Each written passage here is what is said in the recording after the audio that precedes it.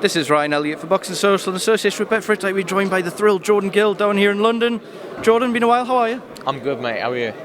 I'm good. Thank you for asking. Now, look, with the unfortunate times you've had in the last 18 months or so, 2 days out now, the guys kind of tempted to wrap you in cotton wool up in the room ahead of fight night? That's it. We're looking for a big roll of bubble wrap, and they're going to wrap me up in it and make sure nothing happens between now and the fight. So, yeah, we're looking forward to it now. Let's talk about it then. I was up there in Liverpool.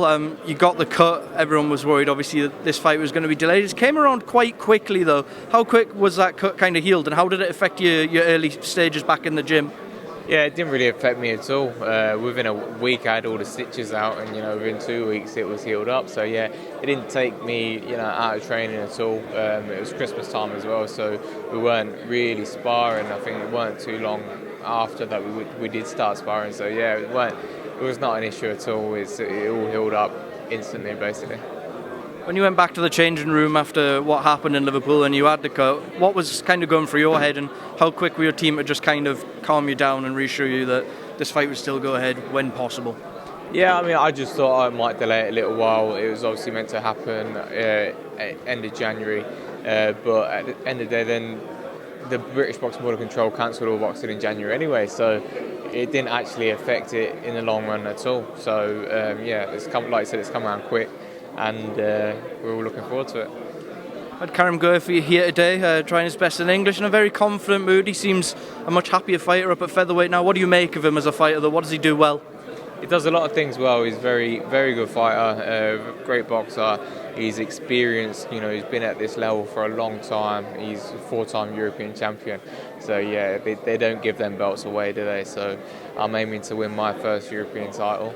He's done 4, so fair play. It's going to be a great fight, and the step up that I need and the challenge that I need. Eddie compared this to Jacob's Ryder, but for you, in your position in your career, is that a little bit dramatic, saying winner stays on? It is a little bit, because I am 27 years old. But I know what it means. I've had a lot of bad luck. I want to gain some momentum.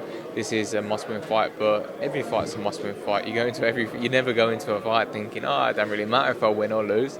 So, I want to win every time. In terms of the doors this would open for you, it must be a big incentive. No, not only would you come away as European champion, but there's a lot of belts in-house at the minute in terms of world titles. Is that something you think about, or do you just try and put that to back of your mind? Yeah, I'm not really thinking about it. I'm excited like any fight, I'm excited for what's after, but I'm still 100% focused on Sunday night. I've got a big job to do, and I just want to win this fight. I've worked so hard. I've put everything in. I've left no stone unturned. So Sunday night, you're going to see the best Jordan Gill possible. Appreciate it's never easy for any fighter to make weight, but how are you at the weight these days? How do I look? Do I look healthy? Yeah, I feel healthy. I feel good. I feel strong at featherweight. I feel big, and I feel like it's comfortable to make. Look, much healthier than me, it's got to be said. Now, I want to get your thought on a couple of fights before I let you go. I mentioned them 2 in-house kind of title fights. Got Wood-Conlan firstly. Can I get a prediction? Yeah, my man, Lee Wood, is going to win.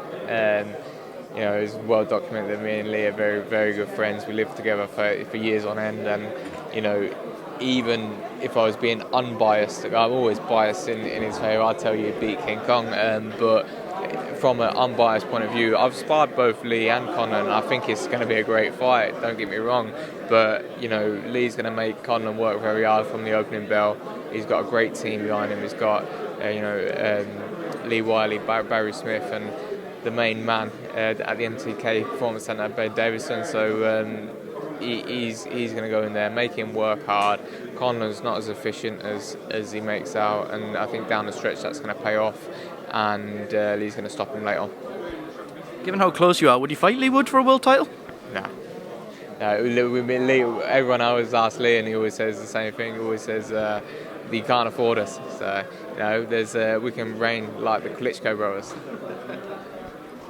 And I've got to ask you one more. Martinez-Warrington 2. It's came full circle. Kiko going to be defending his belt over here once again. Repeat or revenge?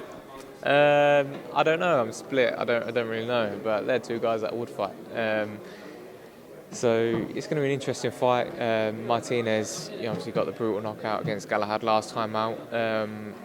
Warrington doesn't look the same fighter as we've seen him in the past. I know Warrington beat him last time out, and it was a close fight. So it's going to be interesting to see what tactics these guys bring and who comes out on top. But the winner, I'd love to fight. All right, Jordan, best of luck on Sunday, and thank you for speaking to Boxing Social.